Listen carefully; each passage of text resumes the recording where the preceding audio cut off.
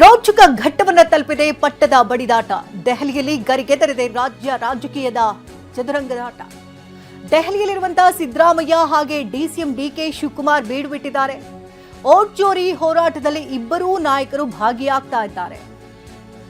ವರಿಷ್ಠರನ್ನ ಭೇಟಿ ಮಾಡಲಿದ್ದಾರೆ ಸಿಎಂ ಹಾಗೂ ಡಿಸಿಎಂ. ಓಟ್ ಚೋರಿ ನೆಪವಷ್ಟೇ ಅಂತ ಇದ್ದಾರೆ ಬಿಜೆಪಿ ನಾಯಕರು. ರೋಚಕ ಘಟ್ಟವನ್ನ ತಲುಪಿದೆ ಪಟ್ಟದ ಬಡಿದಾಟ. ದೆಹಲಿಯಲ್ಲೀಗ ರಾಜ್ಯ ರಾಜಕೀಯದ ಚದುರಂಗದಾಟ ಗರಿಗೆದರಿದೆ. ಸಿಎಂ ಸಿದ್ದರಾಮಯ್ಯ ಹಾಗೆ ಡಿಕೆ ಶಿವಕುಮಾರ್ ದೆಹಲಿಯಲ್ಲೇ ಬೀಡು ಬಿಟ್ಟಿದ್ದಾರೆ. ಪಟ್ಟದ ವಿಚಾರವಾಗಿ ಏನಾದರೂ ಇಲ್ಲಿ ಹಿರಿಯ ನಾಯಕರೊಟ್ಟಿಗೆ ಇಲ್ಲಿ ಚರ್ಚೆ ಆಗುತ್ತಾ ಅನ್ನುವಂಥದ್ದು ಸದ್ಯದ ಕುತೂಹಲ. ಓಟ್ ಚೋರಿ ಅಭಿಯಾನಕ್ಕೆ ತೆರಳಿದ್ದಾರೆ ಅನ್ನೋದು ಕೇವಲ ನೆಪ ಮಾತ್ರ ಅಂತ ಬಿಜೆಪಿ ಕುಟುಕ್ತಾ ಇದೆ. ಇನ್ನು ಹಲವು ನಾಯಕರು ಈಗಾಗಲೇ ದೆಹಲಿಯಲ್ಲೇ ಬೀಡು ಬಿಟ್ಟಿದ್ದಾರೆ. ಓಟ್ ಚೋರಿ ನೆಪ ಅಷ್ಟೇ ಮಾತುಕತೆ ಆಗುತ್ತೆ ಅಲ್ಲಿ ಅಂತ ಬಿಜೆಪಿ ಕುಟುಕ್ತಾ ಇದೆ. ಮಾತುಕತೆ ಮಾಡೋಕೆ ಅಂತಾನೆ ಹೋಗಿದ್ದಾರೆ ಅಂತ ಟಿವಿ9ಗೆ ಆರ್ ಅಶೋಕ್ ಎಕ್ಸ್ಕ್ಲೂಸಿವ್ ಆದಂತ ಮಾತುಗಳನ್ನಾಡಿದ್ದಾರೆ. ಇನ್ನು ಇದೇ ಸಂದರ್ಭದಲ್ಲಿ ಈರಣ್ಣ ಅಶೋಕ್ ರವರನ್ನ ಮಾತನಾಡಿಸಿದ್ದಾರೆ. ಏನ್ ಹೇಳಿದ್ದಾರೆ ಕೇಳೋಣ. ಸರ್, ಇವತ್ತು ಓಟ್ ಚೋರಿ ಅಭಿಯಾನವಾಗಿ ಸಿಎಂ ಡಿಸಿಎಂ ಆದಿಯಾಗಿ ಶಾಸಕರು ಸಚಿವರು ಡೆಲ್ಲಿಗೆ ಹೋಗಿದ್ದಾರೆ. ಈ ವೇಳೆ ಅಲ್ಲಿ ನಾಯಕತ್ವದ ಪ್ರಶ್ನೆ ಹೈಕಮಾಂಡ್ ಜೊತೆ ಮಾತಾಡ್ಬೋದು ಅಂತ 100% ಮಾತಾಡ್ತಾರೆ. ಅವ್ರು ಹೋಗಿರೋದೇ ಅದಕ್ಕೆ, ಸುಮ್ಮನೆ ನೆಪ ಮಾತ್ರಕ್ಕೆ ಅಲ್ಲಿ ಓಟ್ ಚೋರಿ ವಿಚಾರವಾಗಿ ಹೋಗಿದ್ದಾರೆ.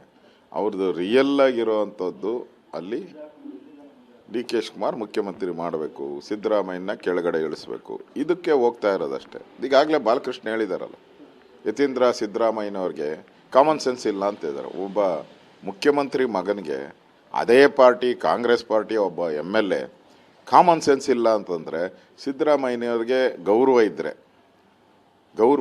ಅವ್ರು ರಾಜೀನಾಮೆ ಕೊಟ್ಟು ಮನೆಗೆ ಹೋಗ್ಬೇಕು.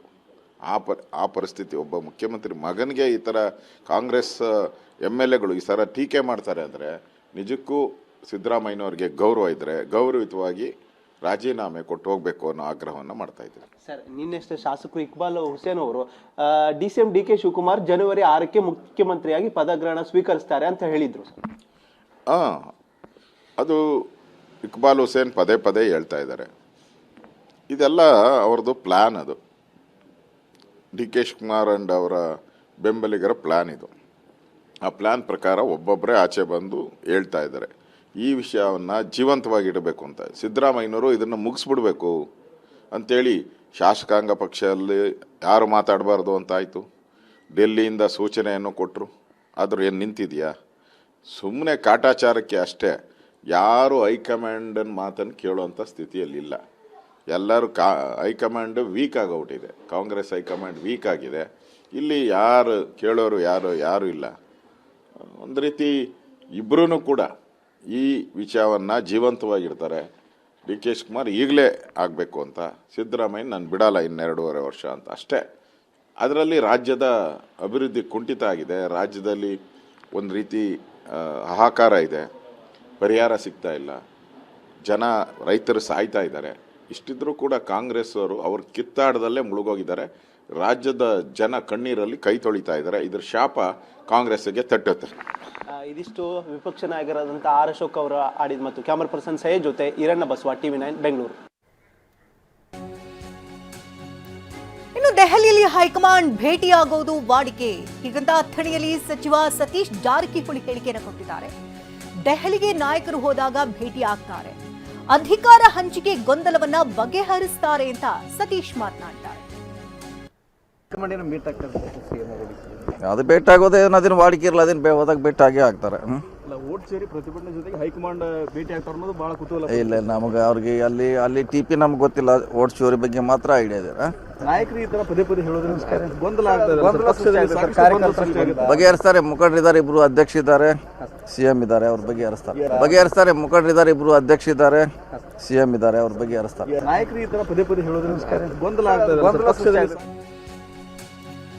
ಯಾರು ಸಿಎಂ ಆಗೋರು ಹೇಳಿರೋರನ್ನ ಕೇಳಿ. ಇಕ್ಬಾಲ್ ಹುಸೇನ್ ಹೇಳಿಕೆಗೆ ಸತೀಶ್ ಈ ಮೂಲಕವಾಗಿ ತಿರುಗೇಟನ್ನ ಕೊಟ್ಟಿದ್ದಾರೆ.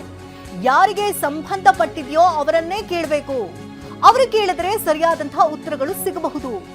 ಇಕ್ಬಾಲ್ ಹುಸೇನ್ ಹೇಳಿಕೆಗೆ ಸತೀಶ್ ಜಾರಕಿಹೊಳಿಯ ಪ್ರತಿಕ್ರಿಯೆ ಇದು.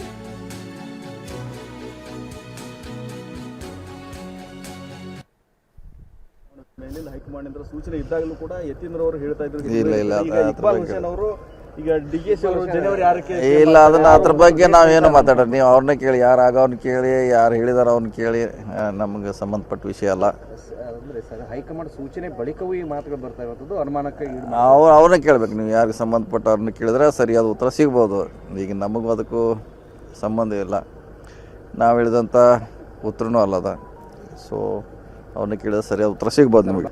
ಸಿಎಂ ಬದಲಾವಣೆ ಮೇಲಿಂದ ಹೈಕಮಾಂಡ್ ಸೂಚನೆ ಇದ್ದಾಗಲೂ ಕೂಡ ಯತೀಂದ್ರ ಅವರು ಹೇಳ್ತಾ ಇದ್ರು. ಇಲ್ಲ, ಈಗ ಇಕ್ಬಾಲ್ ಹುಸೇನ್ ಅವರು ಈಗ DKC ಅವರು ಜನವರಿ 6ಕ್ಕೆ ಇಲ್ಲ, ಅದನ್ನ ಅದ್ರ ಬಗ್ಗೆ ನಾವೇನು ಮಾತಾಡೋಣ. ನೀವು ಅವ್ರನ್ನ ಕೇಳಿ, ಯಾರು ಆಗೋವ್ನ ಕೇಳಿ, ಯಾರು ಹೇಳಿದಾರ ಅವ್ನ ಕೇಳಿ, ನಮಗೆ ಸಂಬಂಧಪಟ್ಟ ವಿಷಯ ಅಲ್ಲ.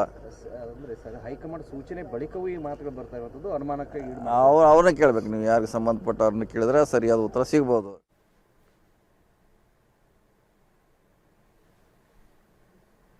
ಹುಡುಗಿನ